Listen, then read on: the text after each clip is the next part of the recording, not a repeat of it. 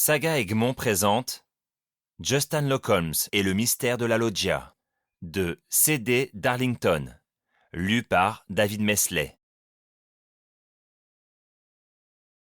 À Morgane, ma meilleure amie, à mes parents, à mon éditrice et son assistante, Élodie, et à tous les autres qui, comme eux, n'ont pas payé leur exemplaire de Just Anne. Je tiens les comptes, avec tout mon amour. Avant de commencer cette lecture, petit mot à l'attention du lecteur. Ce roman n'a tout d'abord rien de bien sérieux. Certes, c'est un roman que l'on pourrait qualifier de policier, mais c'est aussi une comédie bourrée, raisonnablement, de références littéraires au roman gothique anglais, un de mes penchants. C'est aussi un roman dans lequel Agatha aurait pu mettre sa tenue de Doyle avec un Fleming des plus anglais. Un roman où, en somme, le dupe n'est jamais bien loin et où le doute est mère de raison.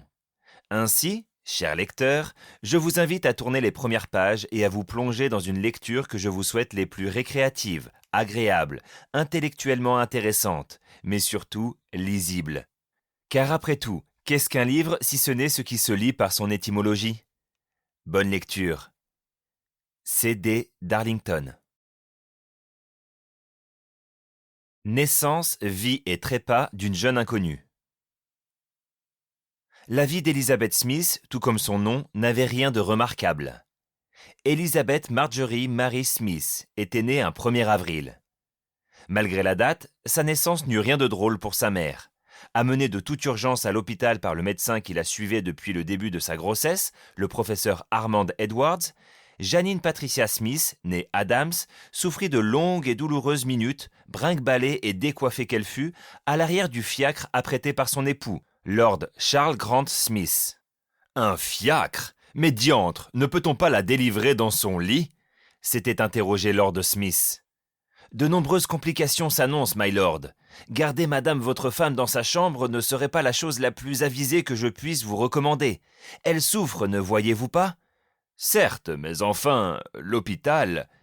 Charles, pour une fois, déliez votre bourse et fermez votre bouche, avait hurlé madame, avant de lancer un cri terrifiant qui avait déchiré le silence monotone de leur demeure et vrillé les tympans de leur personnel de maison. Suivant les coûteux conseils du physicien, qui avait tout intérêt à savoir ce qu'il faisait, Lord Smith s'était donc précipité sur le perron et, sans attendre que son valet sourd ne se réveillât de sa nuit, avait hélé le premier fiacre qui passait. Fiacre qui, faute d'itinéraire précis et d'un cocher sobre, fit quelques détours que le bon sens eut rapidement jugés absurdes. Chargé à 11h18 précise, le véhicule déposa ses occupants simplement vêtus de pyjamas et de robes de chambre dans le hall désert de l'hôpital Sainte-Suzanne à 1h43, bien que le sanatorium ne fût pas à plus de 30 minutes de marche de là. Le prix exorbitant de cette course déroutante enfin payé, le cocher ainsi que ses clients se séparèrent. Rapidement prise en charge par les infirmières reboutonnant à la hâte leurs chemisiers, Madame Smith fut conduite dans la salle de travail, avec une diligence propre aux hôpitaux du service public. Après avoir patienté plus d'1 heure dans les douleurs des contractions sur son fauteuil roulant, dans un couloir mal éclairé, et seulement accompagnée d'un léger courant d'air qui lui frigorifiait le corps, elle fut enfin accueillie par le médecin-chef qui remontait sa braguette. Professionnalisme oblige. « Madame Smith, n'est-ce pas ?» La bien nommée regarda vivement à sa droite, puis à sa gauche. « Pourquoi ? Vous avez peur de me confondre ?» Le médecin déglutit. Cela ne s'annonçait pas comme une partie de plaisir. Pourtant, il allait bien falloir mettre la main à la pâte, s'était-il dit. Après plusieurs heures de hurlements emplissant les couloirs toujours désertés de l'hôpital Sainte-Suzanne, Elizabeth Marjorie Mary Smith vint enfin au monde dans un cri que tout un chacun aurait pu qualifier de timide. Exténuée, sa mère la prit quelques secondes dans les bras avant de bâiller fortement et de la confier d'un mouvement évasif de la main à une jeune infirmière qui avait assisté à la scène sans tourner de l'œil. Un miracle pour son premier accouchement, lui glissera le médecin quelques minutes plus tard avant de la féliciter d'une superbe pression sur la fesse dont il avait le secret. Ne sachant pas trop par quelle extrémité prendre le petit bout de viande gluante qu'était à ce moment-là de sa vie mademoiselle Smith, la jeune infirmière, Natasha Alexander, décida de la serrer dans ses bras et de plonger ses yeux dans les siens. Dès l'instant où elle remarqua les magnifiques iris verts du nourrisson, un frisson lui parcourut le corps et elle sentit le monde disparaître. Rien ne semblait pouvoir la détourner de ce regard si particulier, si vif, si pur et en même temps si perçant, décrira-t-elle à l'une de ses collègues au départ du couple. La pauvre Natacha se sentait absorbée par la petite, âgée de seulement quelques minutes. Mais bientôt, la voix stridente de sa supérieure, presque momifiée par les années, l'arracha de sa contemplation et elle dut rendre, à contre-cœur, le nouveau-né à ses parents. La jeunesse d'Élisabeth, vous me permettrez de la nommer simplement par son prénom, ne laissa rien entrevoir d'intéressant.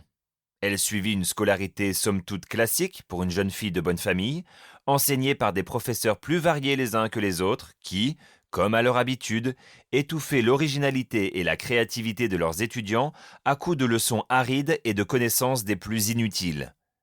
La jeune fille suivait les leçons avec un sérieux des plus naturels et, sans forcer un quelconque don, s'adonnait à la tâche avec quelque plaisir.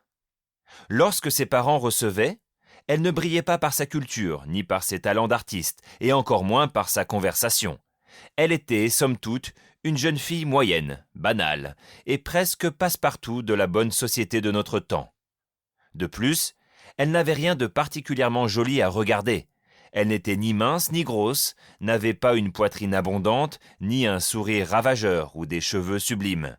Elle n'avait pour elle que ses yeux, que certains trouvaient intéressants, tout au plus, et que d'autres qualifiaient de voyants. Elle répondait aux jeunes hommes qui l'abordaient avec toute la retenue et la politesse qu'on lui avait enseignée. Pas un mot plus haut que l'autre ne passait le seuil de ses lèvres, et ses sourires étaient tout ce qu'il y avait de plus maîtrisé et de plus sage. À son mariage, la robe qu'elle portait n'avait rien d'extravagant, tout comme la cérémonie, qui resta des plus sobres. Son mari, René Strasberry, était un jeune homme tout aussi normal qu'elle. Rien dans son physique ou dans son attitude ne faisait transparaître un quelconque attrait. Toujours propre sur lui, souriant comme il se doit et poli à l'extrême, il avait toutes les qualités, les parents d'Élisabeth l'avaient eux-mêmes déclaré, pour faire de lui le mari idéal de leur fille unique. Ils s'étaient rencontrés pour la première fois dans le salon de la demeure familiale de la jeune fille. De taille moyenne, vêtu en toute modestie, des cheveux mi-longs et des yeux marrons, René n'avait pas fait chavirer le cœur d'Élisabeth. Mais il ne lui avait pas déplu pour autant. Il était plaisant sans être séduisant, agréable sans être charmeur, et poli sans être hypocrite. Et puis ses parents en avaient déjà décidé ainsi, alors pourquoi s'y opposer ? Les noces du couple furent brèves. Quelques jours seulement dans une chambre d'hôtel abordable, surplombant l'océan, sous un ciel grisâtre. Le couple apprit un peu à se connaître au détour de quelques conversations banales, mais leurs corps, quant à eux, manquèrent de s'approfondir. En effet, René attrapa un rhume saisonnier et prétexta une douleur passagère à l'oreille, l'écartant à contre-cœur de toute activité physique. Après tout, il devait se préserver pour être en pleine forme à son retour de noces, afin de retourner travailler au plus vite et dans les meilleures conditions possibles. Élisabeth comprit ses affres ainsi que ses raisons et se fit à l'idée de passer ses nuits de noces allongée à côté de son nouveau mari, dans l'immobilisme le plus complet. Le bruit des vagues accompagnant seulement le va-et-vient des ronflements de son conjoint. Tous les jours de leur court séjour suivirent exactement le même rituel, sauf leur dernière nuit. Le rhume de René, ainsi que sa douleur à l'oreille, représentaient toujours pour lui un obstacle infranchissable à l'accomplissement de son devoir conjugal. Pourtant, contrairement à leur habitude d'aller se coucher tôt, 19h30 précise, Élisabeth demanda à son mari la permission d'aller marcher quelque peu sur la plage avant de le rejoindre. Ce dernier lui sourit aimablement et lui donna son accord pour une courte balade d'une 30aine de minutes. Cette perspective arracha un bref sourire à la jeune fille qui se mit en marche pour la plage. Lorsque les portes de l'ascenseur s'ouvrirent sur le hall d'entrée de l'hôtel, une agitation toute particulière saisissait les différents convives. Dans le salon, un magicien se trouvait en représentation et exécutait des tours sous les applaudissements des clients émerveillés. Intriguée, Élisabeth entra dans le dit salon et s'installa à l'une des chaises hautes du bar, indiquant au jeune homme qui y travaillait qu'elle ne souhaitait pas consommer. Un nouveau tour du magicien débuta. Il y aurait besoin d'une volontaire dans la salle. Une jeune femme parmi vous serait-elle assez courageuse pour monter sur scène avec moi? De nombreuses mains se levèrent, tandis que des rires et des chuchotements traversaient la foule. You, madame, je sens que you serez parfaite pour ce tour. Venez me rejoindre. Une jeune femme, à peine plus âgée qu'Élisabeth, richement vêtue et parée de très beaux atours, gravit les quelques marches qui la séparaient de l'agréable magicien. Extraordinaire, merci madame. Bien, j'ai une question pour you. Croyez-vous à la magie? Et vous? La voix qui avait prononcé ces mots ne provenait pas de la scène improvisée de l'hôtel, ni de la jeune femme se tenant aux côtés du magicien. Non. La voix qui avait prononcé cette question appartenait à une autre jeune femme qui s'était installée sur la chaise haute à gauche d'Élisabeth. Environ du même âge, grande, aux traits gracieux et à la tenue élégante, elle fixait sa voisine, un verre à la main. « Pardon » bredouilla Élisabeth poliment. « Je vous demandais si vous croyez à la magie. » « J'avoue ne m'être jamais posé la question, mademoiselle. » Mademoiselle sourit. « Drôle de question, n'est-ce pas? Je suis navré. Laissez-moi me présenter. Samantha Ross. Je suis descendue à l'hôtel avec mon mari, Rupert. Elizabeth Strasbury. De même avec mon mari, René. Nous nous sommes récemment mariés, dit-elle en lui montrant la discrète bague qui ornait son annulaire. Samantha Ross attrapa délicatement sa main et observa la bague avec attention. Toutes mes félicitations dans ce cas. Les deux jeunes femmes discutèrent encore quelques minutes ensemble avant qu'Élisabeth ne prenne congé et ne quitte le salon de l'hôtel. Il lui restait encore une dizaine de minutes avant de devoir rejoindre son mari. Elle décida donc de les passer sur la plage comme elle en avait d'abord eu l'intention. Pourtant, Madame Elizabeth Strasbury ne rejoindra jamais son mari, Monsieur René Strasbury. Madame Strasbury ne sera même jamais retrouvée par les autorités qui se mirent à sa recherche à la demande inquiète de son époux. Seul son chapeau sera ramené par les flots, plusieurs heures plus tard, ainsi que quelques lambeaux ensanglantés de sa robe, visiblement déchirés à coups de morsures de requin, très présents dans la région à cette époque. Annonce légale. Ainsi, comme je vous le disais en début d'audition, Madame Elizabeth Marjorie Mary Strasbury, née Smith, n'avait rien de remarquable, si ce n'est une vie des plus banales et des plus ennuyeuses. Je ne saurais, en tant que détective, vous dire les raisons qui l'ont poussée à agir de la sorte, à se plonger petit à petit dans les flots glacés de l'océan, jusqu'à se laisser engloutir par les vagues, puis dévorer par les requins. Rien dans mon enquête et dans toutes les informations que j'ai pu récolter sur sa vie, et dont je vous ai fait le récit détaillé, ne peut nous donner une réponse précise sur la ou les causes de son geste. Bien que personnellement j'en eusse trouvé plus d'une pour mettre fin à mes jours si j'eus été à sa place, je ne peux me permettre, du fait de ma réputation de détective, de me lancer dans une quelconque supputation outrageuse et peu détaillée. Ce n'est d'ailleurs pas la raison de ma prise de parole devant vous aujourd'hui. Messieurs, il m'a été demandé de me renseigner sur la vie de Madame Strasbury, afin de déterminer si quelqu'un avait pu en vouloir à cette jeune femme, si, d'après les récits que j'ai pu collecter de ses proches, elle s'était trouvée des ennemis, si, en d'autres termes, son geste n'avait pas été le sien, mais bien celui d'un tiers meurtrier. Voici donc ma conclusion. La vie de Madame Elizabeth Strasbury née Smith n'avait rien de remarquable, et, cela je puis vous l'assurer, sa mort ne fit pas exception à la règle. Une affaire rondement menée. Voilà les mots qui furent prononcés au tribunal devant un parterre de journalistes et de curieux, le 2 mai, par le détective Justin Lockholms. Et comment ne pas le croire? Justin Lockholms, de son véritable nom Jérôme Petlan, s'était bâti une solide réputation de détective privé au fil des années. Appelé sur de nombreuses affaires douteuses ou encore mystérieuses, Justin ne reculait devant rien pour faire triompher la vérité. Enfin, c'est ce qu'il prétendait. Pour ce faire, le jeune détective s'arrangeait toujours, et je dis bien toujours, pour garder une carte secrète dans sa poche. Une carte que personne ne soupçonnait et dont personne ne doutait jamais. La presse. Justin était un homme public, un orateur, un séducteur de plumes et un vendeur de papier. Grâce à lui, les journaux du pays faisaient chou gras à chaque nouvelle enquête, à chaque nouvelle apparition, et plus encore, à chaque nouvelle délibération. Mais Jérôme donnait lui aussi de sa personne pour faire en sorte que cet intérêt reste vivace. Ainsi, ce cher homme, car il n'était point détective à ces heures-là, se faisait un bon ton d'entretenir un réseau d'une très grande proximité avec les rédactrices principales des revues qui le suivaient sur chaque enquête. Il s'arrangeait même pour laisser filtrer quelques révélations avidement désirées et prévues par lui seul, en échange de certaines satisfactions buccales dont ses admiratrices avaient le secret.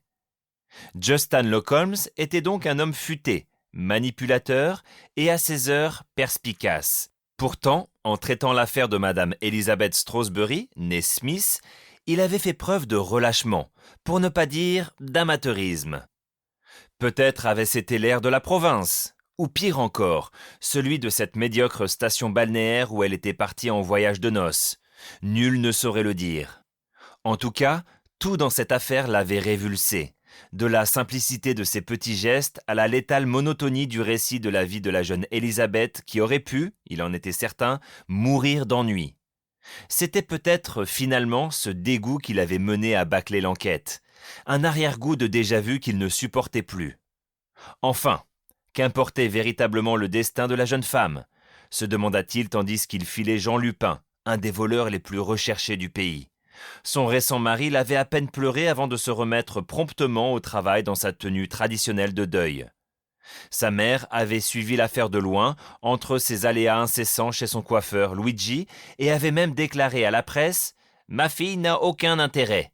Je ne vois pas ce qu'un meurtrier pourrait bien lui trouver. » Son père Charles s'était quant à lui retiré dans son club réservé aux hommes et à leurs nièces, aussi nombreuses fussent-elles, et n'avait pipé mot à la presse. Jean continua sa déambulation libre de tout soupçon, enfin d'après lui, lorsque Justin emprunta la rue perpendiculaire et pressa le pas. Voleur de renom certes, mais pas plus malin que lui. Tandis que le jeune homme enjambait les quelques amas d'ordures qui se trouvaient sur son passage, son esprit analysait le parcours de sa proie et calculait un point de rencontre, tout en ne cessant de revenir à cette fameuse Élisabeth. À l'enterrement de la jeune femme, qui fut célébré bien que son corps ne soit toujours pas retrouvé, une semaine après sa déclaration à la justice ainsi qu'à un parterre très attentif de journalistes, seule sa mère, son père, son mari n'ayant pas pu faire le déplacement, jour de travail oblige, ainsi que les quelques domestiques de la maison, répondirent présents à la célébration. Justin ne s'y était pas rendu. Après tout, quel intérêt ? Soudain, il mit un terme à sa course et se mit dos au mur à l'angle d'une intersection, grimaçant. Encore un manteau que son majordome devrait envoyer rapidement chez le teinturier. Hors de question de le ressortir avant. Sa réputation d'homme impeccable ne le supporterait pas. Égrénant une dizaine de secondes dans sa tête, il se retourna alors subitement lorsque son décompte arriva à 5. Là, il se retrouva nez à nez avec Jean Lupin, comme il en avait eu l'intention. L'autre, surpris, eut à peine le temps de voir l'inconnu, qui n'en était définitivement pas un, devant lui, lorsqu'il reçut un coup de parapluie dans la mâchoire. C'est à cet instant qu'il le reconnut. Personne d'autre que lui ne se battait à l'aide de son pépin. C'était de notoriété publique. D'abord déséquilibré, Jean se reprit rapidement et envoya son poing à la figure du détective. Une esquive souple et calculée, un sourire en coin, et Justin raffermit sa prise sur la poignée en acajou de son parapluie préféré. Avec élégance, il enchaîna ensuite les coups sans que son adversaire aux tempes grisonnantes puisse l'en empêcher. Sous son décompte mental, à 4, la pointe de son arme de fonction s'enfonça douloureusement dans le genou droit. À 3, son pied percuta l'intérieur du genou gauche. À 2, les articulations churent dans une flaque d'eau stagnante. À 1, la poignée du parapluie épousa délicatement la nuque et à 0, cette même anse propulsa le visage de Jean Lupin contre le genou de Justin. Sans un mot, le nez visiblement cassé, le voleur s'écroula enfin dans le reste de la flaque sous le regard plus que satisfait de son agresseur. Encore une affaire résolue avec brio. Encore un trophée de plus à son palmarès. Encore un homme que personne ne regretterait, comme personne ne regrettait la jeune Élisabeth. Et tandis que le prêtre, à quelques encablures de là, rangeait les dernières gerbes de fleurs dont la famille Smith n'avait pas voulu s'encombrer, une jeune fille s'avançait d'un pas léger dans la nef. Les bruits de ses talons résonna presque agréablement contre les pierres centenaires et surprit l'homme d'église. Il se retourna pour faire face à cette nouvelle âme qui pénétrait ainsi dans la maison de Dieu, et fut étonné de rencontrer une beauté. L'une de celles qui vous frappent, à peine vos yeux ont-ils effleuré ses traits. Une splendeur, ira même jusqu'à dire le père Pistou lorsqu'il narrera sa rencontre avec ses frères d'Aube lors de leur rencontre mensuelle au sein de la cathédrale des Règles Saintes. Grande, élégante et divinement gracieuse, cette jeune brunette au regard incendiaire souriait tendrement au père, convaincu qu'une étincelle de malice peu catholique éclairait ses magnifiques pupilles vertes. « Bonjour mon père, je m'appelle Samantha Ross, dit-elle d'une voix chaude. « Bonjour ma belle enfant, répondit-il en réprimant un frisson charnel. Je suis le père Pistou, responsable de cette humble demeure. Que puis-je pour vous ? Eh bien, voilà mon père. J'ai entendu dire que l'enterrement d'une amie avait lieu dans l'église de la Sainte Trinité. Est-ce bien l'endroit ? Oui, tout à fait, ma délicieuse enfant. Mais quel est le nom de votre amie ? Elizabeth Strasbury. À ces mots, le père Pistou marqua un temps d'arrêt qui le sortit de sa sainte contemplation. Elizabeth Strasbury était votre amie ? Mais comment cela se fait-ce ? Oh, nous ne nous connaissions que depuis peu, malheureusement. La veille de sa disparition, pour tout vous dire. Néanmoins, j'avais deviné en elle une âme pure et généreuse, et je me voyais mal ne pas assister à son départ. Eh bien, mon enfant, c'est un geste tout à fait chrétien que vous avez souhaité accomplir ici en ma maison. Malheureusement, l'enterrement de cette chère Élisabeth est terminé depuis une bonne heure maintenant. Oh non, pouvez-vous me dire où son corps a été enterré dans ce cas ? Ma chère enfant, sourit le père Pistou en serrant les mains de la jeune femme dans les siennes. Son corps n'a jamais été retrouvé. Il n'y a donc pas eu de mise en bière. Samantha Ross fronça les sourcils. Mais n'y a-t-il donc aucun lieu de recueillement ? Aucune tombe marquée de son nom sur laquelle déposer des fleurs ? Non, mon enfant, j'ai bien peur que non. Et tandis que le père Pistou raccompagnait avec regret la magnifique Samantha Ross, cette dernière conclut, tout comme bien d'autres avant elle, qu'en effet, personne ne regrettait la jeune Elizabeth Strasbury. Un enquêteur bien occupé. 3 ans plus tard, 8h30. La renommée de Justin Lockhams n'avait jamais connu pareil pic de popularité. C'était bien simple, son nom apparaissait dans tous les journaux de la ville, en première page et en gros titres, tous plus dithyrambiques les uns que les autres. En reposant le 8e journal qu'il avait envoyé son majordome chercher, Justin se dirigea vers sa fenêtre, empli d'un fort sentiment de satisfaction intérieure. Il prit une profonde inspiration, puis enfourna sa pipe dans sa bouche, tout en souriant agréablement aux quelques jeunes dames qui s'étaient attroupées, comme tous les matins, devant sa porte cochère. Quelle joie d'être lui, pensa-t-il à cet instant. Richesse, reconnaissance, prospérité et santé, car sa mère lui avait toujours répété que la santé était un, sinon le bien le plus précieux que puisse posséder un homme sur cette basse terre. Tout, oui, vraiment tout lui souriait. Délicatement, et selon un rituel qu'il s'était imposé depuis qu'il s'était mis à la pipe, soit depuis la semaine dernière, Justin mit le feu à une allumette et tira quelques bouffées de tabac. Un fort goût amer lui parvint, mais il lutta malgré tout contre la toux sévère qui montait de ses poumons. Non, Justin Lockhams ne serait pas arrêté dans ses désirs. S'il souhaitait se mettre à fumer la pipe comme tous les gentlemen qui fréquentaient les cercles les plus prestigieux de la haute société, il en serait ainsi, que son corps le veuille ou non. Il rangea sa boîte d'allumettes dans la poche gauche de son pantalon en flanelle beige et continua de fixer ses admiratrices ainsi que les allées et venues des automobiles qui commençaient à envahir les rues de la ville. Un moment de pause bien mérité dans sa journée qui s'annonçait des plus chargées. En effet, le commissaire principal, André Vacherin Tabloïd, l'un des officiers de police les plus éminents du pays, l'avait fait mander au plus tôt ce matin. Une affaire de la plus haute importance, encore une, supputait le détective, dont la police était incapable de se dépatouiller et qui n'attendait que lui pour la résoudre. Et pronto. Il se voyait déjà entrer dans le commissariat général, s'affaler dans le fauteuil en cuir du bureau du commissaire Tabloïd, car oui, Vacherin était bien son second prénom, et écouter d'une oreille peu attentive l'énoncé du problème.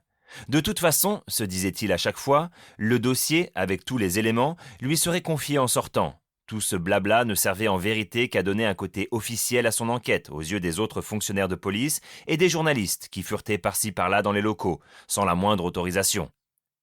Et c'est ainsi que Justin Locke ne termina pas sa pipe. Il l'éteignit, la vida de son tabac et la rangea dans sa veste. Il enfila ensuite son manteau pour se protéger de la morsure du vent d'automne et ferma la porte de son appartement de 120 mètres carrés au cœur d'un des quartiers les plus chics de la ville.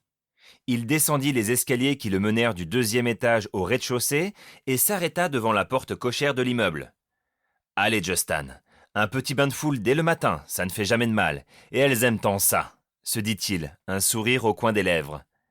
Il releva le col de son manteau, se recoiffa quelque peu dans la glace du hall d'entrée et prit une grande inspiration avant de pousser la porte. Une dizaine de femmes, frétillantes, l'attendaient de l'autre côté. De tous âges, ces dames ne venaient pas ici pour les mêmes raisons. Les plus âgées d'entre elles cherchaient la plupart du temps à échanger quelques mots avec le fameux détective, voire à lui glisser leurs cartes afin de lui parler en tête-à-tête d'une affaire bien étrange concernant leur respectable mari. Les femmes plus jeunes, quant à elles, ne venaient pas pour parler. Justin en était certain. Décolleté plongeant, maquillage outrageux, bijoux à n'en plus finir. Ces jeunes dames n'avaient qu'une idée, un tête-à-queue des plus avantageux. Car oui, passer la nuit avec ce cher Justin Locke avait ses avantages. Monsieur n'était pas ingrat et se permettait de sortir sa conquête du jour, voire de la semaine pour les plus chanceuses, au restaurant ainsi qu'à d'autres soirées plus mondaines, en fonction de son agenda.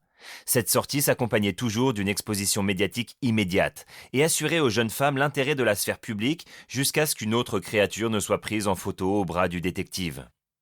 Quelquefois même, et il y repensait désormais avec un frisson, de jeunes hommes l'avaient attendu en bas de chez lui, empreints des mêmes idées que ses jeunes admiratrices. Mais Justin n'était pas taillé de ce bois-là et avait mis un point d'honneur à préciser dans les journaux, les jours qui avaient suivi ces événements, que les seules personnes qui pouvaient le tailler étaient de sexe féminin. Point à la ligne.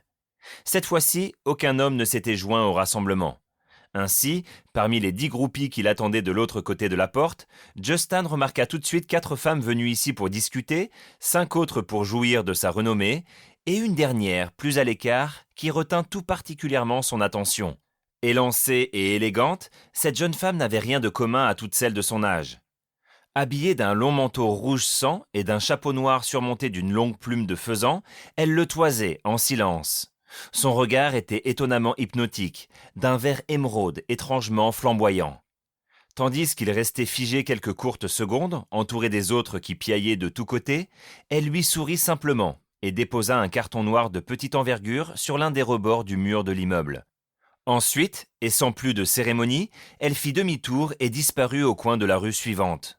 Tout s'était déroulé vite, trop vite pour Justin qui n'avait même pas eu le temps de réagir. Pris d'un sursaut, le jeune homme s'arracha, poliment et tout en douceur, cela va sans dire, des mains, baladeuses pour certaines, de ses admiratrices, et récupéra le carton. Sans prendre le temps d'y jeter le moindre coup d'œil, il le rangea... Nous espérons que vous avez apprécié cet aperçu. Pour continuer à écouter ce livre audio sur Google Play Livres, utilisez le lien dans la description de la vidéo.